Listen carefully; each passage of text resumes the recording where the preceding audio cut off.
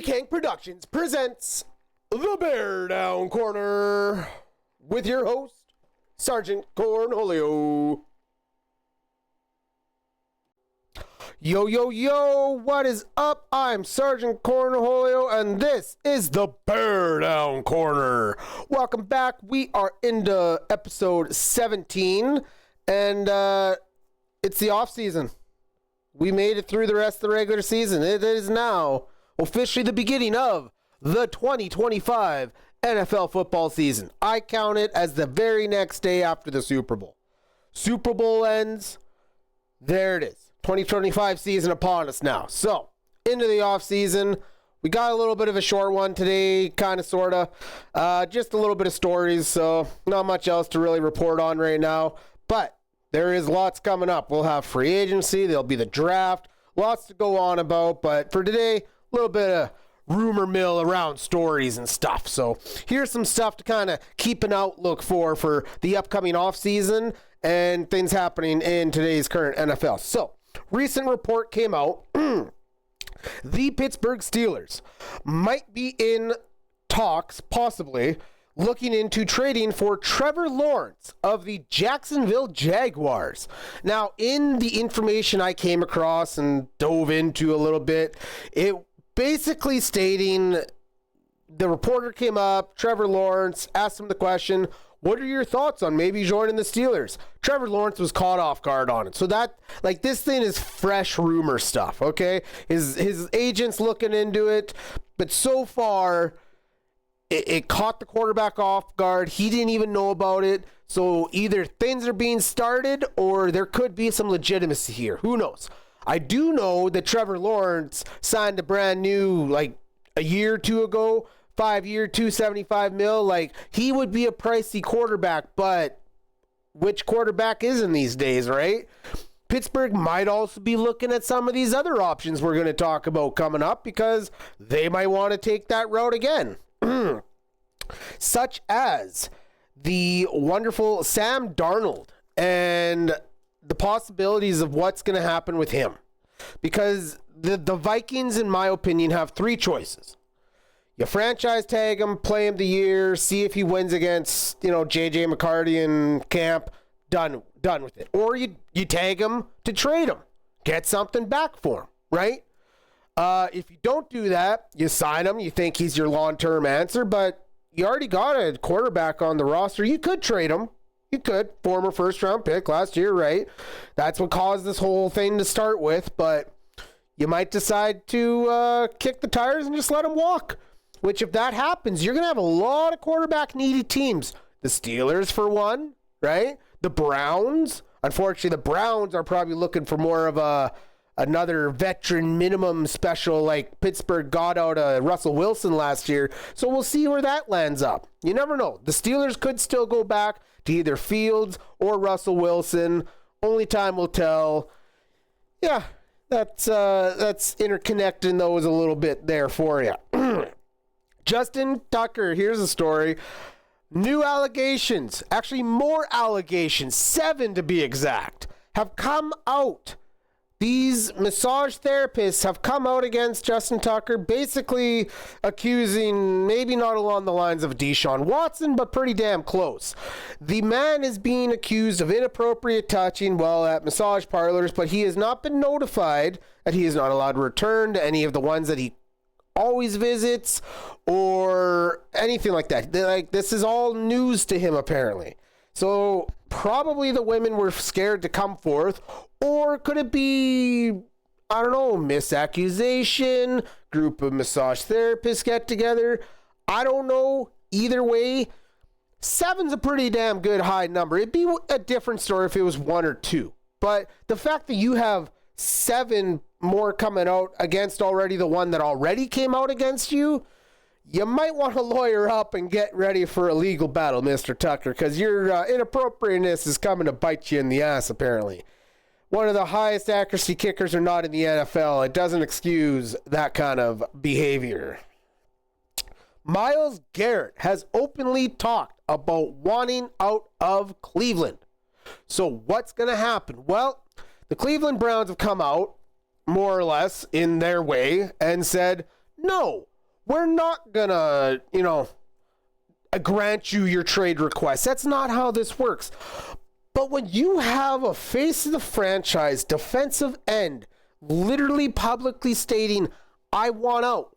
I don't want to be here no more. I want a chance to actually compete for a goddamn Super Bowl. Well, it sets bad tones in a few different ways. One, if they let you leave, how's that going to reflect on them trying to build a competitive team for the future? But let's be honest though, Browns fans, you already shot yourself in the foot with that Deshaun Watson trade and signing him to the money that you did. You're so cap-strapped, it's not even funny, man. And yet you have a bunch of these guys, Denzel Ward, Myles Garrett. You have a bunch of these young talents at primes of their career. It's being wasted. Nick Chubb, he'll never see a frickin' playoff game, literally the Super Bowl, unless he goes somewhere after he exits. I don't know. It's scary. It's bad. It's bad PR. It's bad not getting your shit in order and making these stupid decisions just because you figured that you had to. I don't know. All I do know is good luck to Mr. Myles Garrett, because I hope you do get your trade. I hope you go to a contender, which is what we're going to talk about as we get into the next segment, which is going to be involving the Washington Commanders. Yes. So the Washington Commanders go out, draft Jaden Daniels, go get themselves a head coach. They get all the pieces, fresh start. They traded Sweat last year to us, the Bears fans. We got him. Now they're ready to compete because literally in a 1-year turnaround, everything's changed. And it's freaking amazing. Like Dan Quinn, with his tutelage and everything else, has come in and completely revamped this team. They went and got the right OC. They got themselves a head coach that isn't not like a defensive coordinator off. No, he is a head coach. He will hold his men accountable and make the calls and support them when he has to. He has those players' backs, just as they have his. And now it gives them an opportunity to go out with their 60 plus million in cap space this year. They're going to utilize this window of opportunity. Go land yourselves a Myles Garrett. Go get yourself a T. Higgins. Just a couple examples, right? You maybe want to put an actual big body boy right over opposite side of McLaren. Maybe revamp that defensive line with a little extra pressure. What wouldn't you want in a Myles Garrett, who's a constant defensive player of the year candidate? And T. Higgins, I'm pretty sure I heard possible reports that he should be getting franchise tagged, but that's not to say that those reports could be wrong. And he could go sign a big money contract somewhere else. Hell, 3 years, 60 mil. Screw it, 20 mil a season, done. Go get yourself your big boy. Washington Commanders are in a prime position right now. Window of opportunity. They have technically 4 years. Pick up the 5th-year option. You got 4-year window, Commander fans, Washington fans, where you have a chance to compete for a championship. Jaden Daniels gives you that at his rookie status already. So it's going to be interesting. It's really going to be interesting to see what happens with that, because that is a high up-and-coming team in an NFC that now they're in the same division as the Super Bowl champs, the Philadelphia Eagles. So we'll see how that plays out in this offseason of 2025. Moving along, also connected to Pittsburgh, I came across one for quarterback Matthew Stafford. Now, I've seen a few different things on Stafford's situation in LA, and it breaks down like this.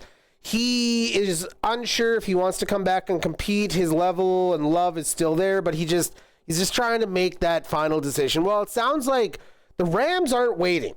They want answers now. So I think they kind of gave him a bit of a deadline in one of the pieces I read and gathered some more details from. But in searching other spots, they're ready to they're tired of the quarterback talk.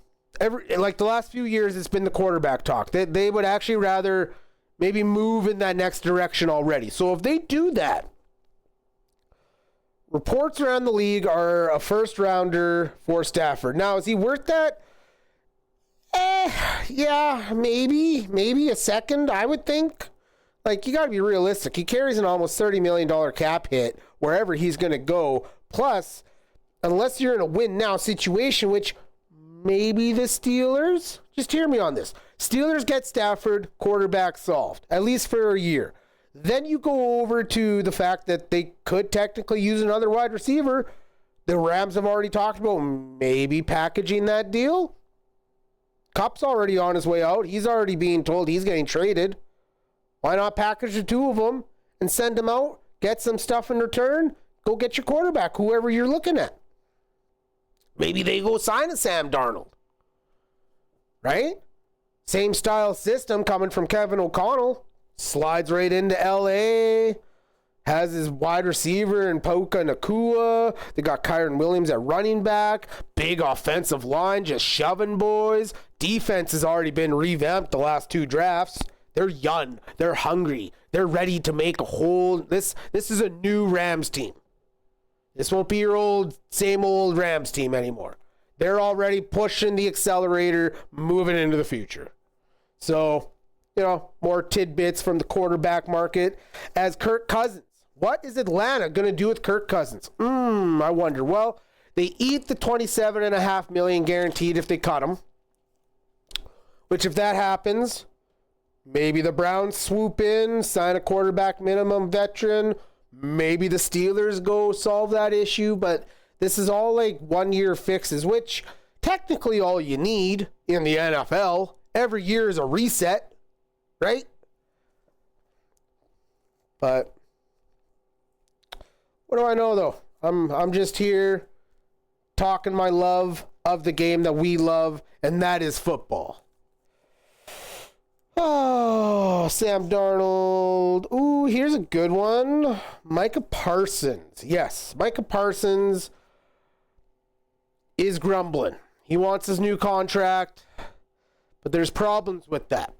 Partly being Dak Prescott and CeeDee Lamb are going to count for $120 million out of a $275 million cap. Let that sink in.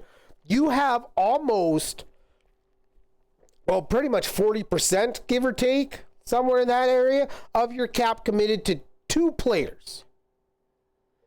Those better be your cornerstone franchise guys, because if they aren't, you've just set yourself back a long ways and pissed off the wrong players. Because a guy like Micah Parsons at 26, yeah, he comes with some diva attitude maybe, but he's going to get it done on the field. It's not his fault you didn't go out and do anything to even help the same defense that even wasn't as good as you wanted it to be the year before. So they actually took a step backwards. So, I am interested to see what the Dallas Cowboys have cooking, because they've also had internal talks. They might trade Parsons. They might trade him because he said, I want to be the highest paid guy in the league. But then he's also come out and said, well, if you go get me help on defense like Myles Garrett, I'll sign a less contract so we can bring him in. He wants championships. He'll take less if he knows it's the right time, the right situation.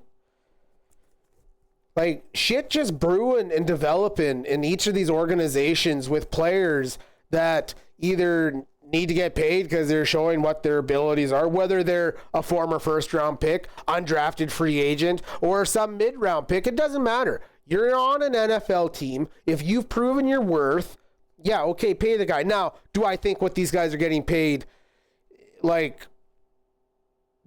money that is being thrown around these days is astronomical.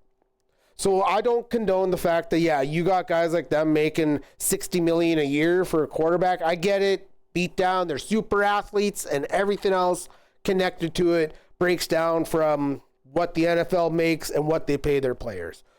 But by God, man, there is still the value of what you're getting. So if you're not getting that value, you want to cut it, right?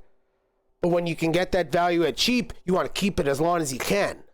But then the owners are scared to pay the players.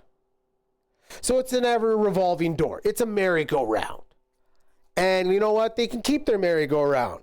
Because if anything, maybe we see a weird random blockbuster where Parsons is heading out somewhere and, you know, you see the Cowboys trying to up that defense again. Or maybe Jerry Jones is playing the long game and Cowboy fans, maybe they're going to be disappointed this year. Maybe you're not going to even make playoffs. You hired internally from Brian Schottenheimer. Maybe the whole doing something different, he's going to motivate them in such a way that they'll play to a level that is going to be playoff and Super Bowl and all that he talked about. Or it's going to be a one and done season and Jerry Jones is trying to extend into the next year of that contract. Because then you know that maybe the cap will go up. You'll have lesser guys there. And then you can start building in a year from now. But why the hell would you do that? Just an idea. Just a thought. Food for thought. Yes, yes, yes. And in the last discussion of the day, just a little bit of info on the Bears.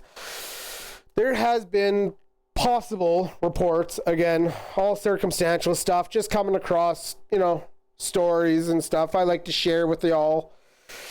And in discovering on this, there's been 2 names talked about possibly linked to the Chicago Bears offensive line upgrades this season, because that is where major focus needs to happen. We got all the talent on the outside and the running backs and everything else. Defensively, you're not going to have to worry. Fix the goddamn offensive line. 2 names. Trey Smith from Kansas City, and you have Ronnie Staley from Baltimore. 2 solid offensive linemen that literally by them being there, being able to, you know, help guide maybe the younger guys or help correct maybe certain things. I'm not saying that they're the absolute fix because it's never going to be like that in the NFL. But you sure as hell can improve it. And if they're improving it, I'm sure the rest of the talent around that is going to improve with them. So take that cap space that we have and let's go fix the problem that we need now, since you went and got yourself Ben Johnson and like everything's there. There should be no reason this year. There should be no reason. Offensive guru man now in. Okay. Caleb Williams, quarterback of the future, in. Wide receivers were stocked enough. You got the running backs that you signed. Fix the goddamn offensive line and let's get this offense clicking already. Defense is there now. Our kicker's there. You know, we don't have to worry about that bullshit again. Cody Parkey. But anyway, that's a whole nother rant for a whole nother day. This has been the BearDown Corner, where you can catch us every Tuesday, where we release on Spotify, Apple Music, Amazon Music, and iHeartRadio. Also, you can catch us at YouTube over in the BearDown Corner section of @DickHank. So, you all have a wonderful week. It has been a great pleasure being here with you today. I am Sergeant Cornholio. Take care of yourself, and we will catch you the next time.